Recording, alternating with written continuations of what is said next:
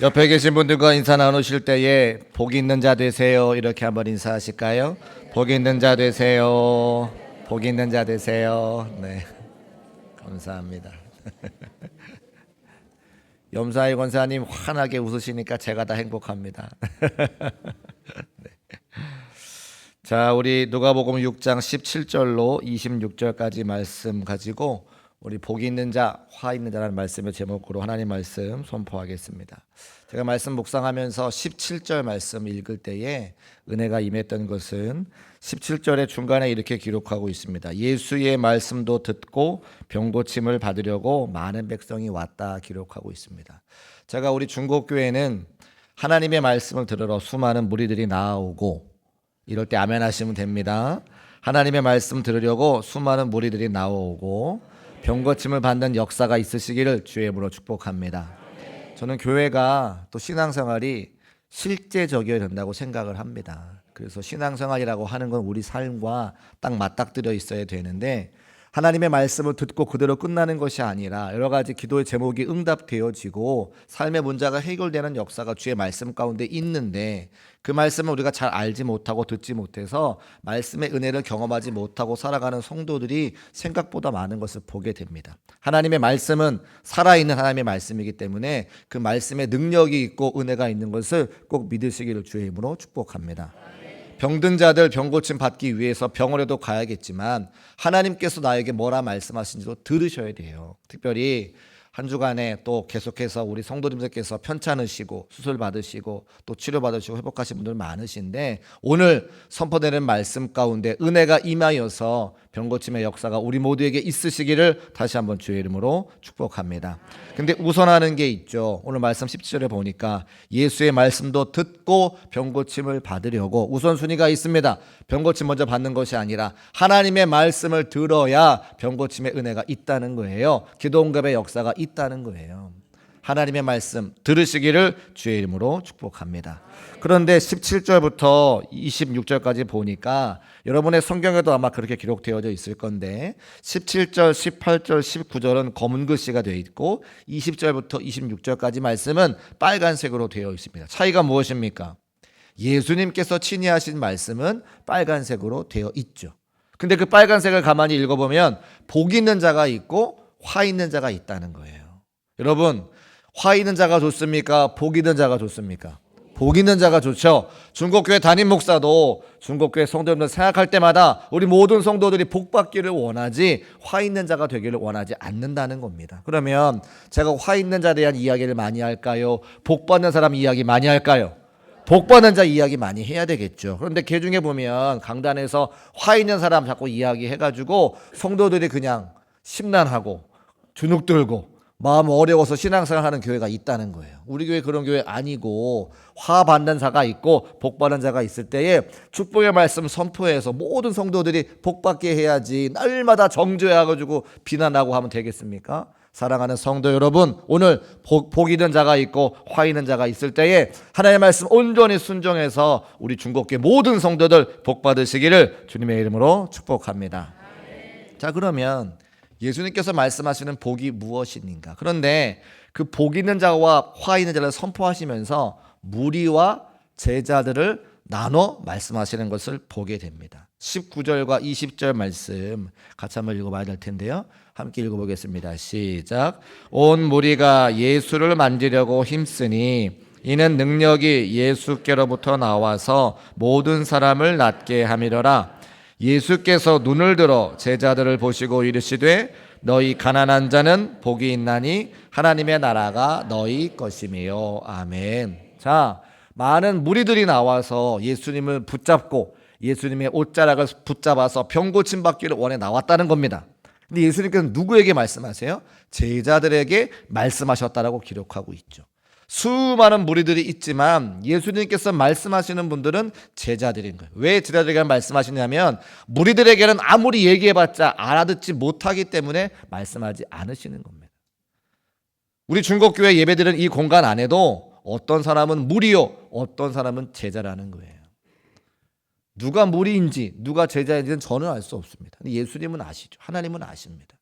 우리에게 말씀을 똑같이 전해주시지만 이 말씀을 듣고 순종하면 믿는 자들에게는 하나님의 말씀의 역사가 삶으로 나타날 것이고 그 사람은 제자입니다.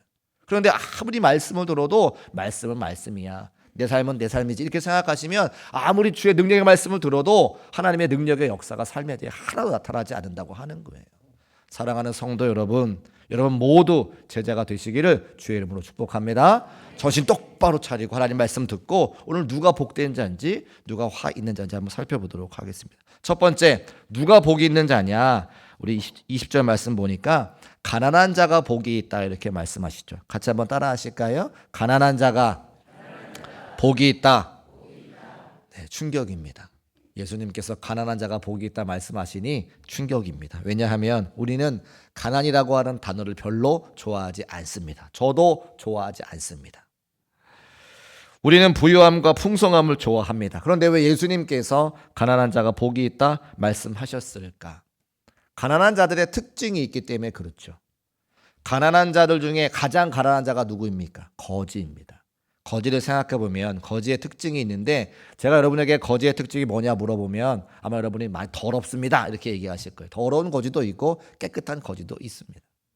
그럼 거지의 특징이 뭐냐? 가난한 자의 특징이 뭐냐? 누군가의 도움을 받아야 살아갈 수 있는 존재가 바로 가난한 사람입니다. 남들이 도와줘야 살 수 있는 사람, 남들의 자비에 의해서 살아가는 사람을 가난한 자다, 거지다 이렇게 말할 수 있는 것이죠. 그 가난한 자가 복되다라고 오늘 예수님께서 말씀하시는 거예요. 동일한 내용을 설교하고 있는 마태복음에 가보면 심령이 가난한 자가 복이 있다 말씀하시죠. 가난한 사람이 마음도 가난해지는 겁니다. 자, 그러니까 물질적으로 가난한 자, 마음이 가난한 자 다 하나님께서 복 있는 자라고 말씀하시는 거죠. 그러면 그 예수님의 말씀의 참뜻이 뭐냐? 왜 가난한 자를 복 있다 말씀하시는가? 가난한 자는 이스라엘 문화권 안에서 한 사람밖에 의지할 사람이 없어요. 아무도 그 거지를 도와주지 않는데 오직 하나님의 자비만이, 하나님의 은혜만이 그 거지를 먹여 살리기 때문에 가난한 자가 복이 있다 말씀하는 거예요. 왜 가난한 자가 복이 있느냐? 자기가 가난하기 때문에, 먹을 것이 없기 때문에, 나를 도와줄 사람이 없기 때문에 오직 누구만 의지한다? 하나님만 의지한다. 그래서 예수님께서 가난한 자가 복이 있다 말씀하시는 것은 그 가난한 자는 세상을 의지할 수 없고 사람을 의지할 수 없고 물질도 의지할 수 없고 능력도 의지할 수 없으니 오직 하나님 한 분만 의지하는 삶이기 때문에 그가 복이 있다 말씀하는 거죠. 이스라엘 사람들만 그렇겠습니까? 우리 모두도 마찬가지입니다. 여러분 언제 기도하십니까? 통장의 잔고가 비어갈 때 기도합니다. 아니라고 말씀하셔도 다 그렇습니다. 경제적으로 어려움 당할 때 기도하기 시작하죠. 제가 교회를 개척했는데 교회 개척한 전도사에게 가장 큰 경제적인 어려움은 달마다 돌아오는 교회 월세를 내는 거예요. 2007년도에 개척을 했는데 월세가 30만 원이었습니다. 지금 생각하면 30만 원 있어서 살고 없어서 사는 돈인데 그때는 그 돈이 왜 그렇게 궁핍한지. 무릎을 꿇을 때마다 기도 제목이 뭐냐면 하나님 이번 달 월세 해결해 주세요. 이번 달 그 30만 원 하나님 해결해, 그게 날마다 기도 제목이었어요. 근데 한 번도 하나님의 은혜로 월세를 밀리지 않고 늘 제가 냈습니다.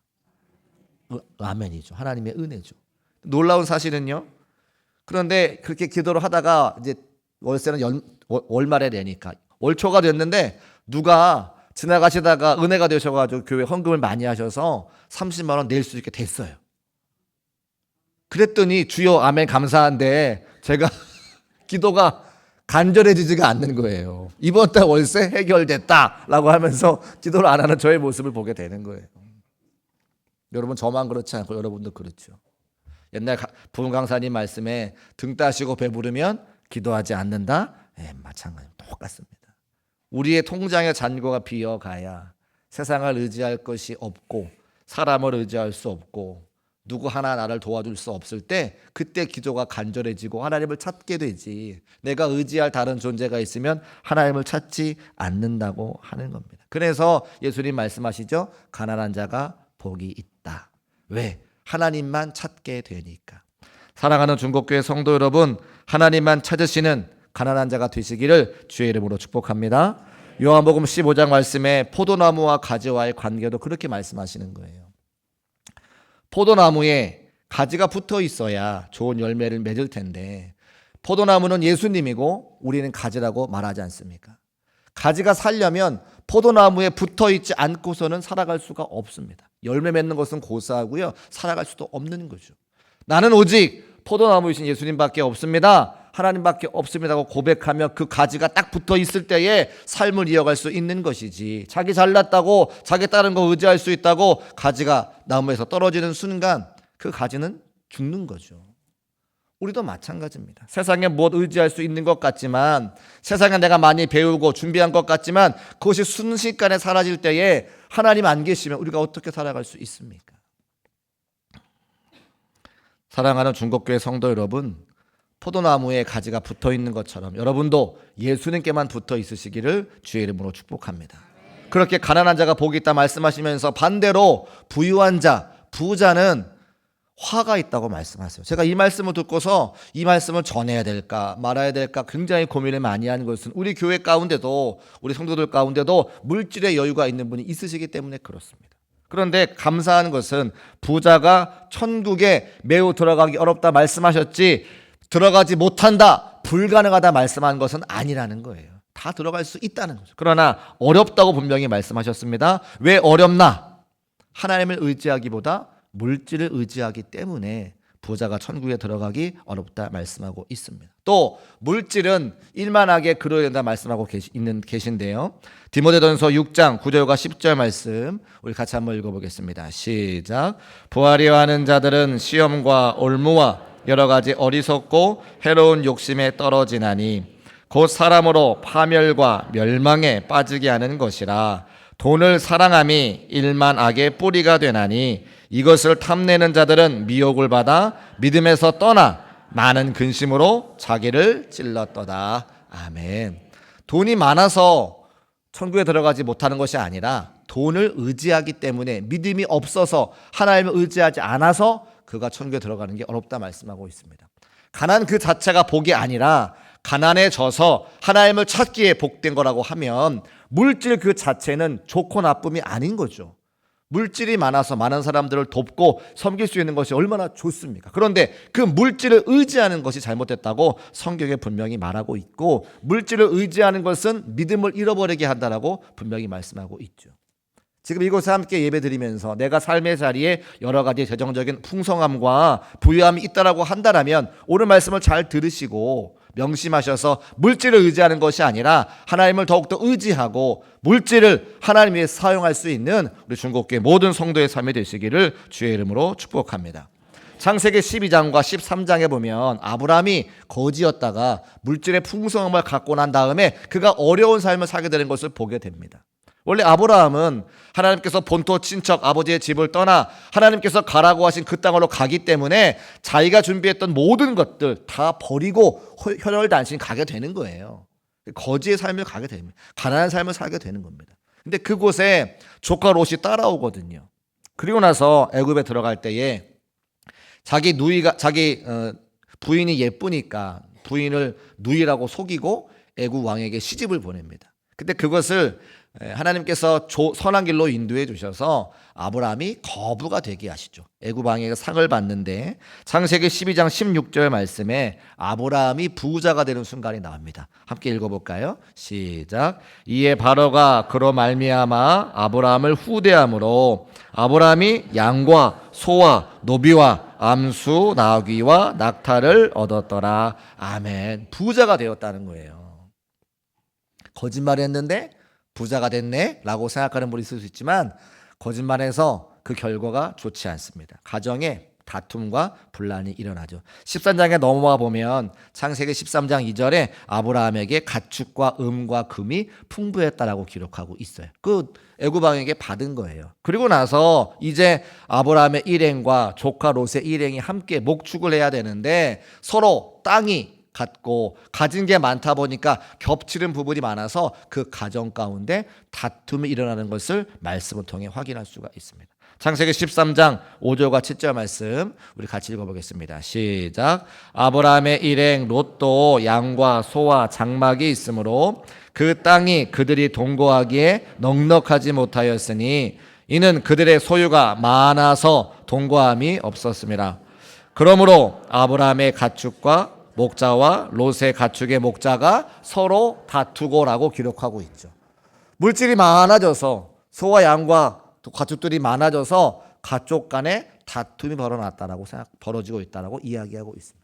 그러니까 물질이 아무리 많아도 지혜롭게 사용하지 못하면 하나님을 의지하지 않고 물질을 의지하면 가족 간에 다툼이 있는 것을 분쟁이 있는 것을 알게 됩니다.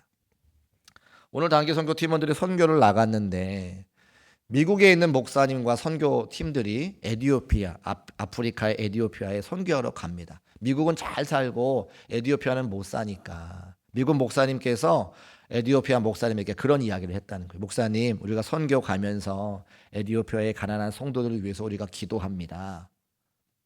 그랬더니 에티오피아 목사님이 그 미국 목사님에게 다시 이야기를 하는 거예요. 아니요, 목사님, 우리가 당신 미국 교회와 미국 성도들을 위해 기도합니다.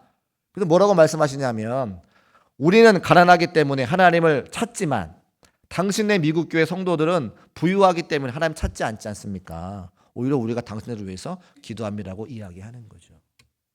예수님께서 오늘 가난한 자가 복이 있다 말씀하시는 것은 그 에티오피아 목사님의 기도의 내용과 같다라고 하는 거예요.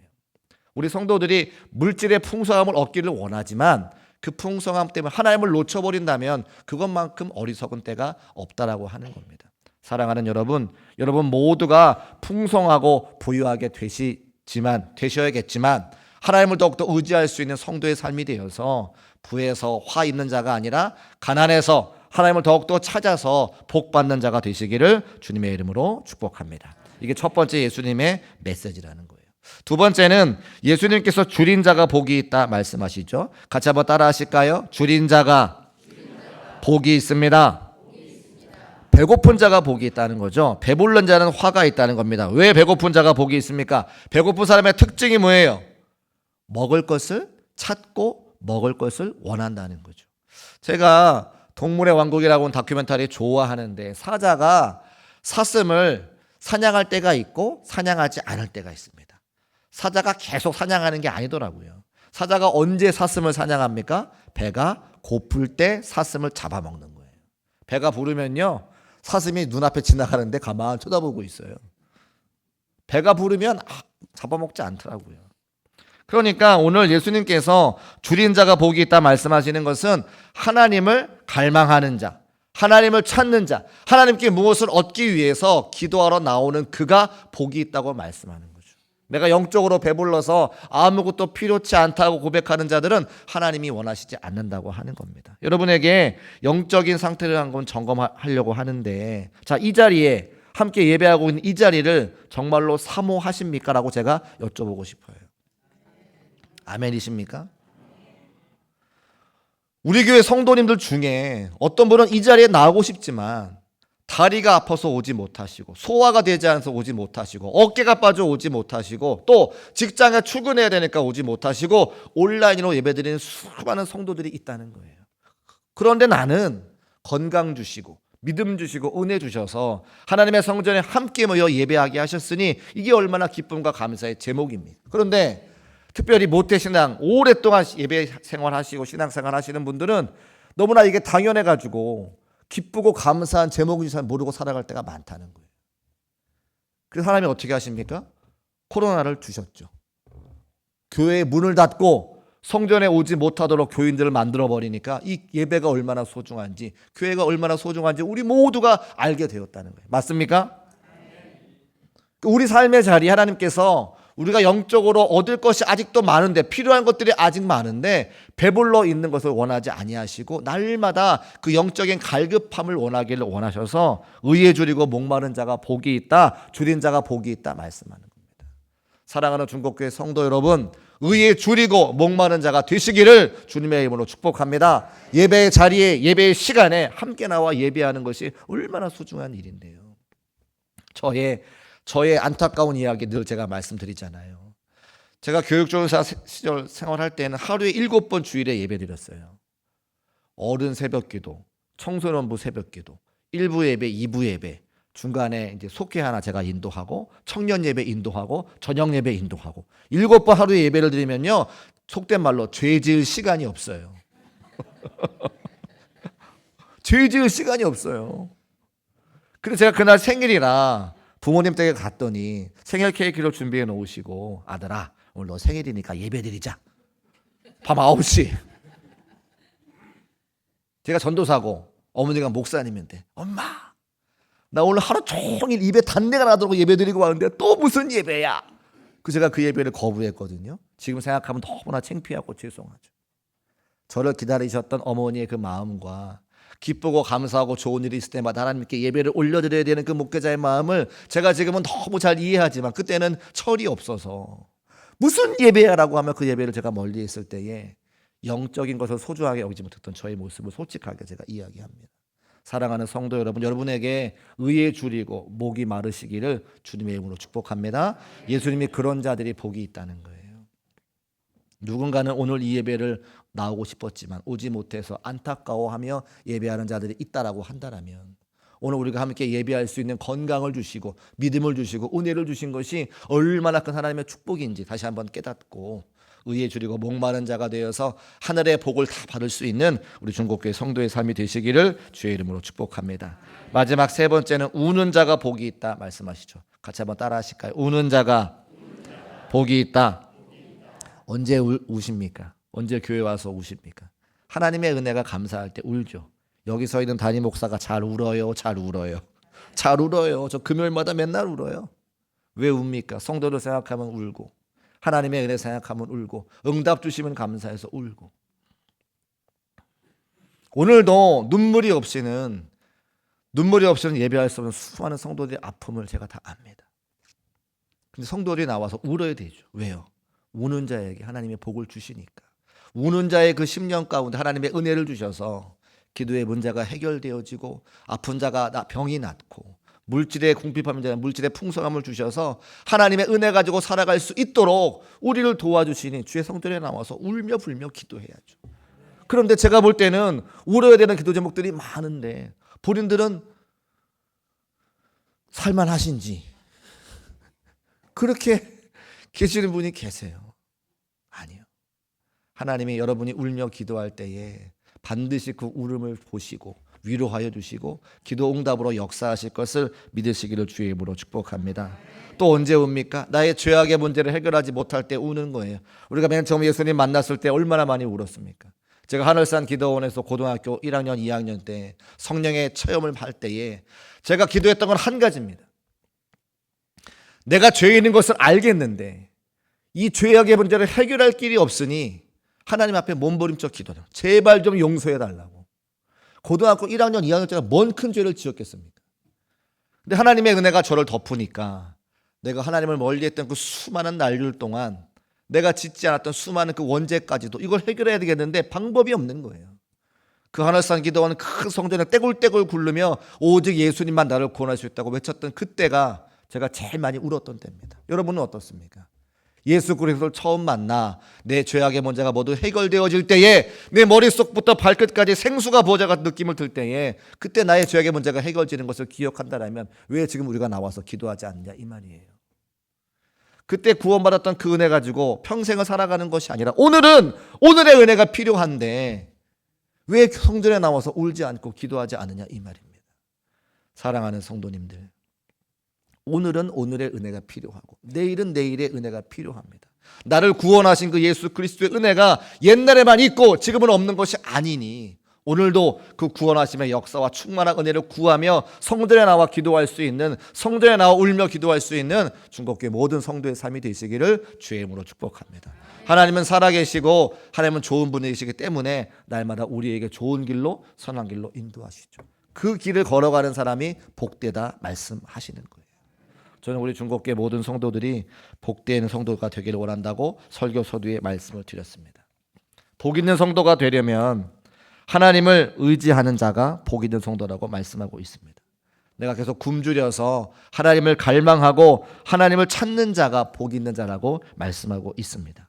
내 죄로 인해서 하나님 아버지 은혜가 감사해서 울며 불며 기도하는 바로 그 사람이 복된 자라고 말씀하고 있습니다.